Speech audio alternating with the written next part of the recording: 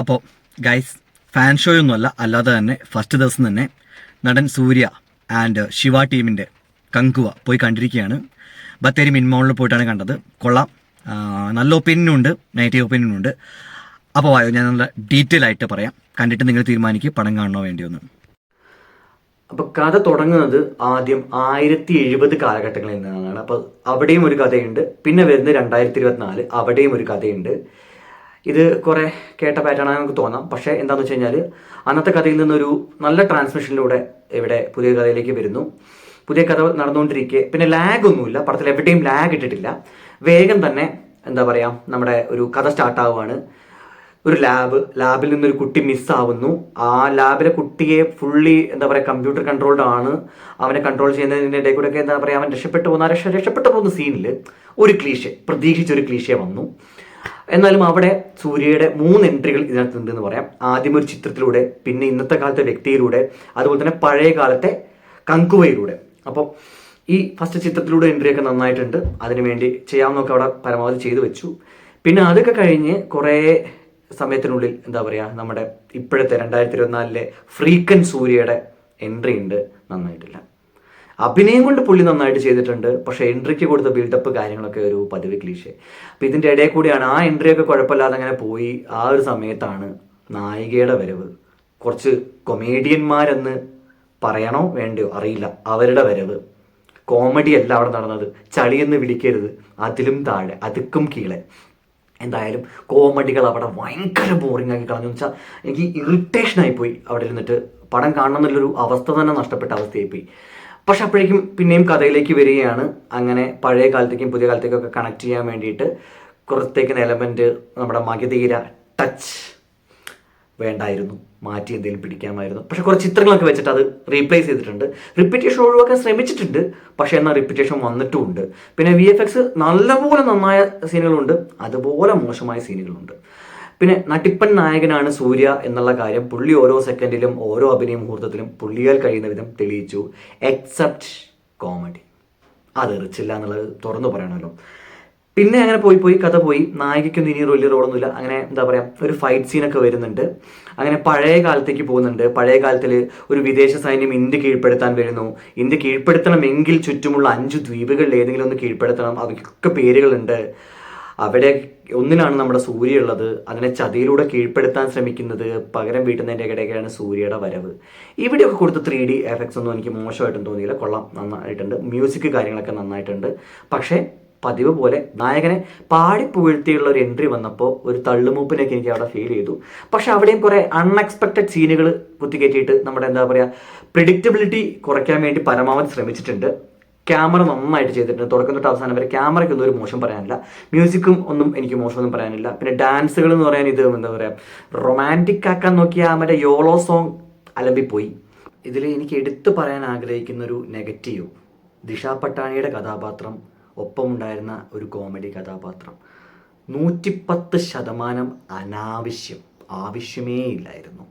അവരുടെ പഴയകാല റൊമാൻസ്, അതിനുവേണ്ടി ഗോവയിൽ നടത്തിയ ഷൂട്ടിംഗ് കാര്യങ്ങൾ ഫുൾ എടുത്ത് കളഞ്ഞിരുന്നെങ്കിൽ പടത്തിന് ചിലവ് അത്രയും കുറഞ്ഞെന്ന് എനിക്ക് പറയാനുള്ളൂ. പക്ഷെ പഴയ കാലത്തോട്ട് പോയപ്പോഴുള്ള ആ ഒരു ഗോത്ര സംസ്കാരത്തെയൊക്കെ കാണിക്കാൻ പരമാവധി അവരാൽ കഴിയുന്ന വിധം ശ്രമിച്ചിട്ടുണ്ട്. പിന്നെ എനിക്ക് പറയാനുള്ള കാര്യം എന്ന് വെച്ച് കഴിഞ്ഞാൽ ഇതിൻ്റെ കുറേ റിവ്യൂകളൊക്കെ കണ്ടു. ചില റിവ്യൂ എന്ന് വെച്ചാൽ റിവ്യൂ ബോംബ് തന്നെയാണോ തോന്നിപ്പോകുന്ന റിവ്യൂ ഒക്കെ ഞാൻ കണ്ടു. അപ്പോൾ അതിൽ കണ്ടൊരു കാര്യമാണ് സൂര്യയും കുറച്ച് സ്ത്രീകളും തമ്മിൽ കമ്മ്യൂണിക്കേറ്റ് ചെയ്യാൻ വേണ്ടിയിട്ട് അലോസരപ്പെടുത്തുന്ന സോങ്സ് എന്തൊക്കെയോ മ്യൂസിക്സ് വെച്ച് കമ്മ്യൂണിക്കേറ്റ് ചെയ്തു എന്ന്.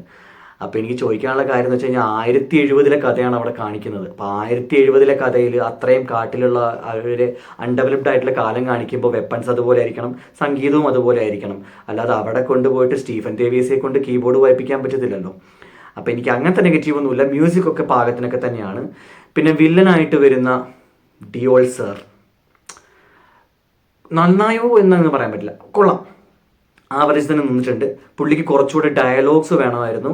പക്ഷെ ചില സീനുകളൊന്നും നമ്മൾ ഇതുവരെ കാണാത്ത കുറേ എലമെൻറ്റുകളൊക്കെ കയറ്റി അവിടെയൊക്കെ നന്നാക്കിയിട്ടുണ്ട്. അങ്ങനെ നല്ല രീതിയിൽ പോകുമ്പോൾ ഒരു പാസം വന്നു.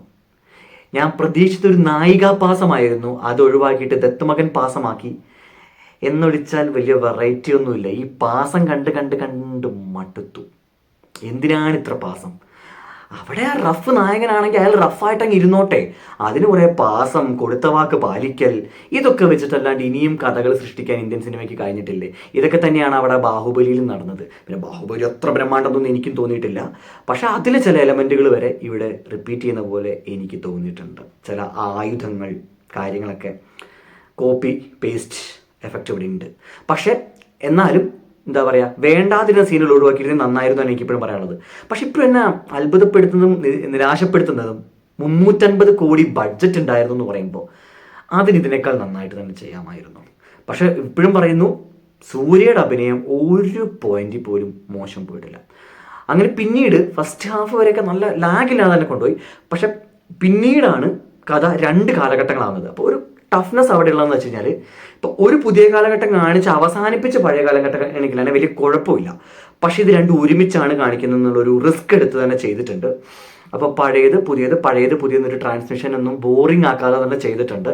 തിയേറ്ററിൽ കണ്ടിരിക്കാം, അങ്ങനെ കയറി ഉറങ്ങിപ്പോകുന്ന അത്ര മോശമൊന്നും ആയിട്ട് എനിക്ക് തോന്നിയിട്ടില്ല. കണ്ടിരിക്കുക തന്നെ ചെയ്യാം. ആവറേജ് തന്നെ നിൽക്കുന്നുണ്ട് പടം ഇപ്പോഴൊക്കെ. പിന്നെ ഇതിൻ്റെ ഇടയിലും എന്താ പറയുക, ആ വാക്ക് കാപ്പാത്തൽ, അതിന് വേണ്ടിയിട്ടുള്ള കുറേ ശ്രമങ്ങളൊക്കെ മാറ്റിയിട്ട് എന്തെങ്കിലുമൊക്കെ പുതിയ എലമെൻറ്റുകൾ ഇന്ത്യൻ സിനിമ പരീക്ഷിക്കേണ്ടതുണ്ട്. പിന്നെ കുറച്ച് സ്ഥലങ്ങളിൽ വീണ്ടും ഗ്രാഫിക്സ് പരാജയപ്പെട്ടു. പിന്നെ എന്താ പറയുക, കുറച്ചൊക്കെ പ്രെഡിക്റ്റബിലിറ്റി വന്നത് സെക്കൻഡ് ഹാഫിലാണ്. എന്നാൽ അവിടെയും ചില പുതിയ എലമെൻറ്റുകളായിട്ട് റീപ്ലേസ് ഒക്കെ ചെയ്തൊക്കെ വെച്ചിട്ടുണ്ട്. അങ്ങനെ ക്ലൈമാക്സിനോട് അടുക്കുന്നിടം തൊട്ട് പിന്നെ ഫുൾ ഫൈറ്റാണ്. Fight only. ഓക്കെ, അങ്ങനെ ഈ ഫൈറ്റുകളിൽ ബൈക്ക് എടുത്ത് ജമ്പ് ചെയ്തിട്ട് ആ മറ്റേ നമ്മുടെ വിമാനത്തോട്ട് കയറുന്ന സീൻ, അത് നമ്മുടെ ട്രെയിലറിലുണ്ട്. വേണ്ടായിരുന്നു. പകരം വേറെ എന്തൊക്കെ സാധനങ്ങളുണ്ട്. നമ്മുടെ ടോം ക്രൂസ് അങ്ങനെയെങ്കിലും ഒന്ന് ഓർക്കായിരുന്നു ഈ സമയത്ത്. അദ്ദേഹം ചെയ്ത് വെച്ച് എന്തെങ്കിലുമൊക്കെ എടുത്തിട്ടുണ്ടെങ്കിലൊക്കെ കുറച്ചുകൂടെ നന്നായേനെ. ബൈക്ക് ജമ്പ് ചെയ്തത് കയറുന്ന സീനൊക്കെ പറ്റാബദ്ധം. പക്ഷെ പിന്നീടുള്ള ഫൈറ്റിൽ അത് ടാലിയാക്കാൻ നോക്കിയിട്ടുണ്ട്. എന്തായാലും കൊള്ളാം എന്നുള്ളൊരു അവസ്ഥ അവിടെ കൊണ്ടുവന്നിട്ടുണ്ട്. അതുപോലെ തന്നെ ഇനിയിപ്പോൾ ആ ചെറിയ പയ്യനും ഉണ്ട് പഴയകാലം പുതിയ കാലം. അപ്പോൾ ഇതിൽ പഴയകാലം പുതിയ കാലമുള്ള 3 ആൾക്കാരുണ്ട്. ഒന്നാ ചെറിയ പയ്യൻ, 2 സൂര്യ, 3 വില്ലൻ. ഞാൻ പേര് പറയുന്നില്ല, കഥാപാത്രം ചെയ്ത ആളും പേര് പറയുന്നില്ല, കാരണം അത് ഞാൻ പറഞ്ഞ അതാണ് ഈ പടത്തിലെ ഏറ്റവും വലിയ സ്പോയിലർ. അത് നല്ല രീതിയിൽ ഒരു ക്യാമിയോ കൊണ്ടുവന്നിട്ട്, അതുവരെ ഇനിയിപ്പോൾ എന്തെങ്കിലും ക്ഷീണം ഉണ്ടായിരുന്നെങ്കിൽ തന്നെ ഒരു അഭിനയത്തിന് കഴിവുള്ള വ്യക്തിയെ, ഏറ്റെടുത്ത റോളുകളൊക്കെ അതിൻ്റെ വൃത്തിയിൽ ചെയ്ത വ്യക്തിയെ, അതിൻ്റെ പെർഫെക്ഷൻ കൊടുത്ത വ്യക്തിയെ കൊണ്ടുവന്ന് ആ സീൻ ഒക്കെ വെച്ചിട്ട്, അതായത് പഴയതൊക്കെ വിട്ടിട്ട് ഒരു ക്യാമിയോ വെച്ചിട്ട് നന്നാക്കിയിട്ടുണ്ട് എന്ന് തന്നെ പറയാം. ഓക്കെ, ആ ഭാഗമൊക്കെ നല്ല രസമുണ്ടായിരുന്നു. എനിക്ക് തോന്നുന്നു അതുവരെ നിന്ന വില്ലനേക്കാൾ പിന്നീട് അങ്ങോട്ട് വന്ന ആ കഥാപാത്രം കുറച്ച് സെക്കൻഡുകൾ കൊണ്ട് പടത്തിൻ്റെ മൊത്തം സ്കോർ ചെയ്തു. അങ്ങനെയാണ് സെക്കൻഡ് ഹാഫിലേക്കുള്ള ക്ലൂ വിട്ട് പടം അവസാനിപ്പിക്കുന്നത്. അപ്പോൾ ഇത്രയൊക്കെ ഉള്ളൂ പറയാൻ. കുറേ കാര്യങ്ങൾ നന്നായിട്ടുണ്ട്. ക്യാമറ നിന്ന്, വീഡിയോ നിന്ന്, അതുപോലെ തന്നെ നമ്മുടെ എഫക്ട്സ് ഒക്കെ ചിലയിടത്ത് പോയെങ്കിലും ബാക്കിയുള്ളടത്ത് നിന്ന്. അഭിനയം എല്ലാവരും മോശമായിട്ട് ചെയ്തപ്പോൾ ചില കോമഡികളായിരുന്നു അനാവശ്യമായിട്ട് പോയത്. പിന്നീടുള്ള കാര്യങ്ങളൊക്കെ നിങ്ങളുടെ ചോയ്സാണ്, കണ്ടു നോക്കുക. പടം കണ്ടിട്ട് നിങ്ങൾക്ക് ഇതാക്കാം. കാണണ്ടെന്നൊന്നും ഞാൻ പറയില്ല. കുറേ റിവ്യൂസ് കണ്ടു, പടം കാണുകയും ചെയ്തിരുന്നു. അത്രയ്ക്ക് ചവറൊന്നും ആയിട്ടില്ല, കണ്ടു നോക്കാം. പിന്നെ സൂര്യ ഫാൻസ് ആണെങ്കിൽ ഈ റിവ്യൂ ഒന്നും കാണാൻ നിൽക്കണ്ട. കട്ട ഫാൻ ആണെങ്കിൽ വെറുതെ പോവുക, കാണുക. നിങ്ങളുടെ പൈസ പോയോ ഇല്ലയോ എന്നുള്ളത് നിങ്ങൾക്ക് തീരുമാനിക്കാം. സൂര്യ ഹേറ്റർ ആണെങ്കിൽ തിയേറ്ററിൻ്റെ വഴിക്ക് പോകണ്ട, നിങ്ങൾക്ക് ഹേറ്റ് ചെയ്യാൻ കാണുന്നുണ്ട്. നിങ്ങളൊരു ജെനുവിൻ വ്യൂവർ ആണെങ്കിൽ പോയി കാണാനുള്ള കുറച്ച് കാര്യങ്ങളൊക്കെ ഉണ്ട്. പിന്നെ ആരൊക്കെ ഇതിനെ തമിഴ് സിനിമയുടെ ബാഹുബലി എന്നൊന്ന് വിളിച്ച് കേട്ടു. ഈ ബാഹുബലി അത്രയ്ക്ക് ബ്രഹ്മാണ്ടമാണെങ്കിലല്ലേ അതുമായിട്ട് കമ്പയർ ചെയ്യേണ്ട കാര്യമൊക്കെ ഉള്ളൂ. അങ്ങനെ അത്രയൊന്നും പറയേണ്ട കാര്യമൊന്നുമില്ല. എന്താ പറയുക, ബാഹുബലി 2 കണ്ടിട്ട് എൻ്റെ ഒരു സുഹൃത്ത് പിന്നെ പറഞ്ഞിട്ടുണ്ട് അതിൻ്റെ ക്ഷീണം മാറ്റാൻ പോയിട്ട് വലിയ ഇംഗ്ലീഷ് പടം കാണട്ടെ എന്ന്. അപ്പം എന്താ പറയുക, ഇതൊന്നും അത്രയ്ക്ക് അങ്ങ് എത്തിയിട്ടില്ല. പിന്നെ എന്ന് വെച്ചാൽ ഒന്നാമത് ഇന്ത്യൻ സിനിമയിൽ ഇങ്ങനത്തെ പരീക്ഷണങ്ങൾ നടക്കുന്നത് എത്രയോ വർഷങ്ങൾ വൈകിയിട്ടാണ്. ഇംഗ്ലീഷ് സിനിമയിൽ 300 പോലെ സ്പാർട്ടാക്കസ് പോലുള്ള വെബ് സീരീസുകൾ അടക്കം ഇറങ്ങി കഴിഞ്ഞിട്ട് വരുമ്പോൾ നമുക്ക് കാണുന്ന എലമെൻസിൽ റിപ്പീറ്റേഷൻ ഫീൽ ചെയ്യുന്നുള്ള കാര്യത്തിൽ ഒരു ഡൗട്ടും വേണ്ട. അപ്പം കുറച്ച് മുമ്പെയൊക്കെ ആയിരുന്നെങ്കിൽ ടെക്നോളജി ഒട്ടും ഇല്ലായിരുന്നു താനെന്ന് വേണേൽ നമുക്ക് പറയാം. അപ്പം എന്തായാലും ഈ ഒരു രീതിയിലാണ് പടം പോകുന്നത്. ഞാൻ സ്പോയിലറുകളൊന്നും പറഞ്ഞിട്ടില്ല.